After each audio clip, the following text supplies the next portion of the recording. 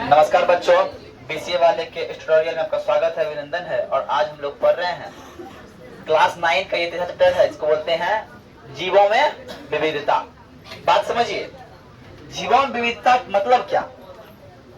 हमारे इस संसार में, पूरा यूनिवर्स में इतने जीव हैं, कई मिलियंस ऑफ जीव हैं। उनको अलग अलग समूह में किस तरह रखें, किस आधार पे रखें। तो जो पहले आया, पहले जो है हमारा एक कैरोलस लिनियस नाम का वैज्ञानिक आया। वो क्या किया, जगत को दो भाग में बांट दिया। पहला भाग बांटा, वो बोला कि एक होता है पौधा, एक होता है जंतु। एक होता है पौधा, एक होता है जंतु। इसलिए बोला कि जो जीव जो है दो प्रकार का होता है, पौधा जगत का, एक जंतु जगत का। लेकिन बाद में कई ऐसे पौधे मिले जिसे पौधा वाला गुण ही नहीं है। पौधा किसको कहेंगे सर? तो जिसमें क्लोरोफिल है, जो हरा है। लेकिन एक पौधा और भी आ गया, एक पौधा और भी आ गया। कौन सा पौधा सर? आप लोग मशरूम देखे होंगे। मशरूम तो पौधा है, लेकिन सर ना तो वो जीव की तरह ट्रीट करता है, ना तो क्लोरोफिल है। तो हम क्या कहेंगे? तो बाद में वैज्ञानिक बहुत सारा चीज आने लगा।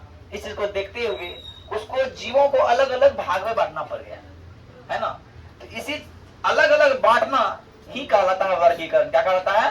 वर्गीकरण। तो जीवों के विविधता, जीवों के विविधता के अध्ययन को सहज करने हेतु हम उसकी समानताओं एवं विषमताओं के आधार पर उन्हें विभिन्न समूहों में बांटते हैं, जिसे वर्गीकरण कहते हैं। और सर, वर्गीकरण का जनक किसे बोलते हैं? कैरोलस लिनियस को। इन्होंने पहली बार बांटने का काम किया था। इन्होंने जीवों को पादप जगत और जंतु जगत में बांटा। लेकिन आगे चलकर कुछ ऐसे जीव मिले जिसमें पादप तथा जंतु दोनों के गुण मौजूद थे। इसीलिए एक नया वैज्ञानिक आया जिसे विटेकर कहते हैं। विटेकर ने जगत को 5 भाग में बांट दिया: मोनेरा जगत, प्रोटिस्टा जगत, फंजाई जगत, प्लांटी जगत और एनिमेलिया जगत। जीवधारी दो प्रकार के होते हैं, एक यूकैरियोटिक, एक होते हैं प्रोकैरियोटिक। यूकैरियोटिक जिसमें केंद्रक मौजूद होता है, और प्रोकैरियोटिक जिसमें केंद्रक मौजूद नहीं होता है। अब यूकैरियोटिक एक कोशिकीय हो सकते हैं और बहुकोशिकीय हो सकते हैं। मोनेरा और प्रोटिस्टा जो है, मोनेरा और प्रोटिस्टा की बात कर रहे हैं, उन्हें एक कोशिकीय जीव में रखा गया है। लेकिन बहुकोशिकीय जब बात बोलते हैं, बहुकोशिकीय है, किसी में भित्ति सहित है, किसी में भित्ति रहित है।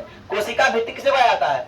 जिसमें कोशिका भित्ति, याद कीजिए जब कोशिका पढ़ाए थे, भित्ति पौधे में होता है और कोशिका झिल्ली जंतुओं में होता है। अब आते हैं कोशिका भित्ति सहित, जिसमें कोशिका भित्ति है। क्या है? पौधा। फंजाई जो जितना पौधा है, फंजाई मतलब वही फंगस वगैरह, फंगस मशरूम है।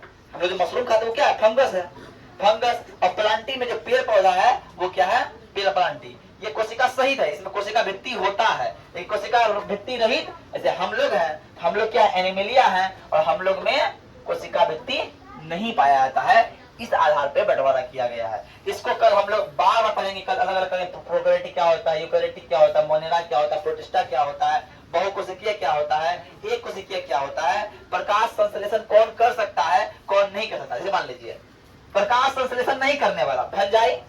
आप पता कीजिए, मशरूम जब भी होता है धूप में होता है, रूम में मशरूम पौधा उगता है कि नहीं? वो प्रकाश संश्लेषण नहीं कर रहा है, इसलिए वो फंजाई जगत। प्रकाश संश्लेषण करने वाला पौधा, जितने पौधे हैं वो प्रकाश संश्लेषण कर रहे हैं, इसलिए वो प्लांटी है। आई बस जगत बोले, पहला जगत ये, दूसरा ये, तीसरा ये, चौथा ये और पांचवा ये। और पांचों जगत के विवरण हम लोग कल की क्लास में अलग अलग करके इसको पढ़ेंगे, ठीक है ना। तो आज के लिए इतना ही। जय हिंद, जय भारत। अब देखो चलो भी ना,